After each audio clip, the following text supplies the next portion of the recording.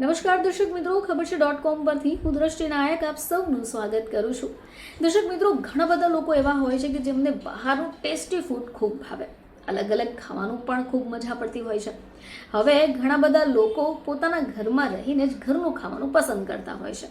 આવામાં ગૃહિણીઓ ઘણી બધી વાર અમુક ચીજ વસ્તુ અથવા અમુક આઇટમ્સ બનાવવાનું ટાળતી હોય છે, કારણ કે એવી ફરિયાદ સાંભળવા મળે છે કે બહાર જેવું નથી બનતું. હવે બહારના આવા ફૂડ ખાઈને આપણને આરોગ્યની ચિંતા તો થતી જ હોય છે, પરંતુ જો તમે ઈચ્છો તો થોડા ઘણા ફેરફાર કરી શકો અને તમારા પરિવારના સભ્યોને ભાવતું ભોજન ખવડાવી શકો.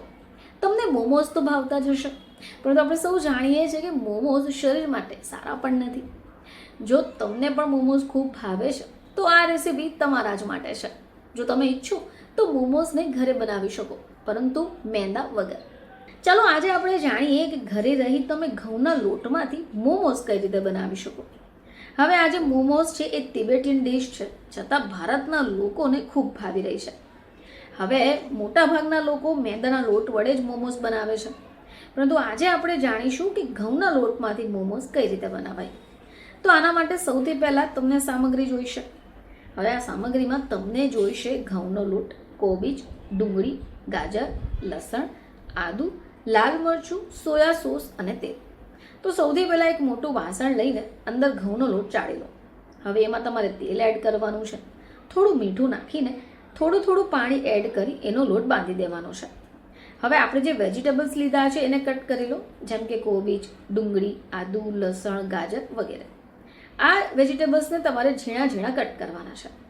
હવે એક પેન લઈ થોડું તેલ ગરમ કરો, એમાં સમારેલી ડુંગળી, આદુ અને લસણને એડ કરો. હવે તમે જેટલા પણ બીજા શાકભાજીની અંદર ક્રશ કરી નાખ્યા હોય તે એડ કરી દો. હવે તમારે એમાં સોયા સોસ, કાળા મરી, લાલ મરચું પાવડર અને બધી જ શાકભાજી મિક્સ કરી એક પ્લેટમાં કાઢી લેવાની છે. હવે આપણે જે લોટ બાંધીને રેડી કરી દીધો છે એમાં થોડા નાના લુવા બનાવી દો. હવે આ લોટમાંથી નાના લુવા આપણે બનાવીને રેડી રાખ્યા છે એને થોડા વણી કાઢો અને મોમોઝ જેવો આકાર આપીને સ્ટફિંગ એડ કરી દો. હવે આ બધા જ સ્ટફિંગ તમે ભરી દો એટલે ઉપરથી એને કવર કરી દો. હવે એક સ્ટીમર લઈને એની અંદર પાણી ગરમ થવા માટે મૂકી દો અને એમાં ટ્રે મૂકીને આ બધા જ મોમોઝને સ્ટીમ કરવા માટે મૂકી દો. થોડી વાર રહીને એને ચેક કરી લો. જો મોમોઝ રેડી થઈ ગયા હોય તો એને ચટણી સાથે સર્વ કરી દો. દર્શક મિત્રો, આટલી સરળતા રીતે તમે ઘરે રહીને મોમોઝ બનાવી શકો છો, અને એ પણ ઘઉંના લોટના બનેલા. ફરીથી તમારી સમક્ષ હાજર થઈશું.